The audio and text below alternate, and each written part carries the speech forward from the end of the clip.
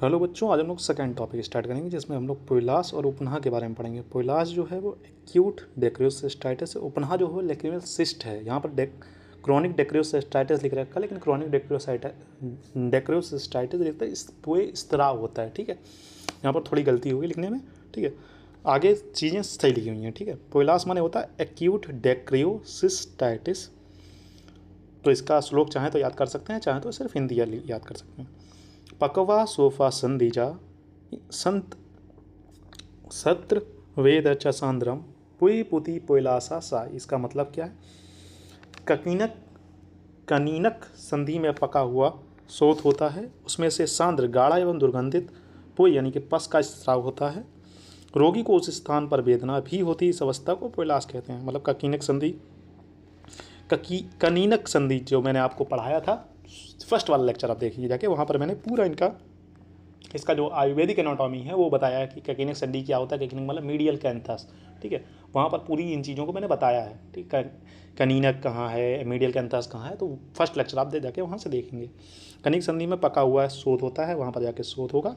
उसमें से क्या होता है, एक पस सिक्रीशन होता है आइस से। ठीक है, पस जो होता है वो पहली बात तो गाढ़ा होता है, दूसरी बात दुर्गंधित होता है, मतलब उससे दुर्गंध आती है। ठीक है, रोगी को उस स्थान पर वेदना भी होती है। मतलब पस निकलेगा, सिर्फ पस नहीं निकलेगा, अभी पस निकलता है बिना पेन के, लेकिन यहाँ पर पस जो निकलेगा वो पेन के साथ पस निकलेगा। ठीक है, इस अवस्था को हम लोग आयुर्वेद की भाषा में पोइलास कहते हैं। क्या कहते हैं? पोइलास कहते हैं। ठीक है, उसके बाद आगे की बात करेंगे। तो पोइलासो व्रण सूक्ष्म सोप सारंभ पूर्वका ककीनक संध्या वाश्यामी पुस्त्रावी सवेदना। ठीक है, ये अष्टांग ने इसकी व्याख्या की है। तो इन्होंने कहा क्या? ककीनक संधि में सूक्ष्म शोथ के कारण व्रण उत्पन्न होता है। मतलब एक शोथ होगा। ठीक है, एक मतलब एक उभार सा होगा, उभार से फिर वहाँ पर एक घाव बनेगा। व्रण के फूटने पर उसमें से पुस्त्राव होता है। मतलब व्रण मतलब जो फोड़ा सा टाइप का बना था, उसके फूटने से फिर वहाँ से पस सक्रीशन होने लगता है। यह आचार्य भागवत का मत है। पुए रुक जाने पर वहाँ पुनः शोथ यानी अधमान हो जाता है।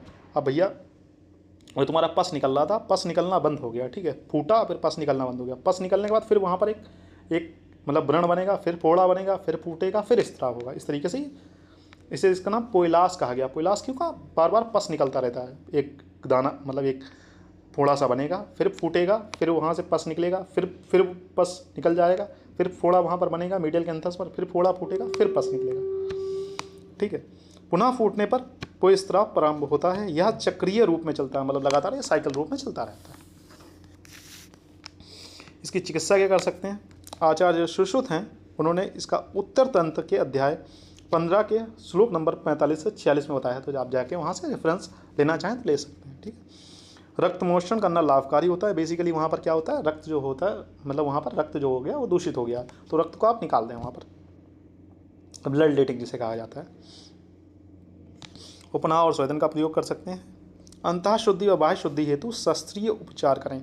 अब आपको लग रहा है कि इसके अंदर बहुत सारी चीज़ें डैमेज हो गई हैं, तो आप सर्जरी का भी यूज़ कर सकते हैं। फोड़ा वगैरह होता है तो फोड़े को क्लीन करने के लिए फिर आप सर्जिकल इंस्ट्रूमेंट से फोड़े को क्लीन कर सकते हैं। उसके बाद क्या है? कशिश, सेंधव, अदरक को मधु के साथ खरल कर अंजन करें। यानी कि आप इन सारी औषधियों को लें, इनको पीस के इनका एक काजल टाइप का बना लें। काजल टाइप के आँखों में लगाएं तो वहाँ पर जो फोड़ा निकला हुआ था वो फोड़ा ठीक हो जाएगा बेसिकली।